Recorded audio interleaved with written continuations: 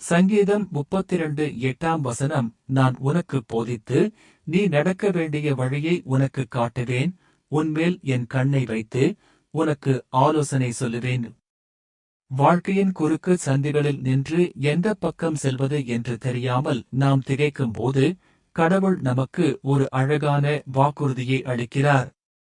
அவர் நம்மை தூரத்தில் இருந்து வேடிக்கை பார்ப்பவர் அல்ல, மாறாக நம் கையை பிடித்து நடக்க வேண்டிய வழியை காட்டுபவர். உலகத்தின் ஆலோசனைகள் சில நேரங்களில் நம்மை திசை திருப்பலாம், ஆனால் கடவுளின் கண்கள் எப்போதும் நம்மேல் இருக்கிறது. அவர் நமக்கு போதிப்பது மட்டுமல்லாமல், ஒவ்வொரு அடியிலும் சரியான ஆலோசனையை வழங்கி நம்மை பாதுகாப்பார்.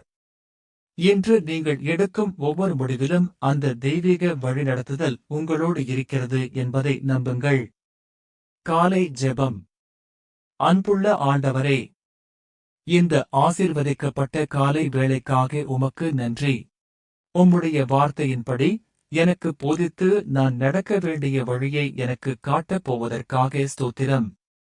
ஆண்டவரே, இன்று நான் எடுக்கும் முடிவுகளிலும் நான் செய்யும் வேலைகளிலும் உம்முடைய ஆலோசனை எனக்கு தேவை. என் சொந்த புத்தியின் மேல் சாயாமல் உம்முடைய வழிநடத்துதலை நாடுகிறேன். உம்முடைய கண்கள் என்மேல் இருப்பதற்காகவும், தீமையான வழிகளில் நான் செல்லாதபடி என்னை பாதுகாப்பதற்காகவும் நன்றி. இந்த நாளில் எனக்கு தேவை தெளிவு, குழப்பங்கள் நீங்கி உம்முடைய சித்தத்தை அறியும் ஞானத்தை தாரும். வழிநடத்துதல், ஒவ்வொரு செயலிலும் உம்முடைய கரம் என்னை தாங்கட்டும். தைரியம், நீர் காட்டும் பாதையில் உறுதியோடு நடக்க பலன் தாரும்.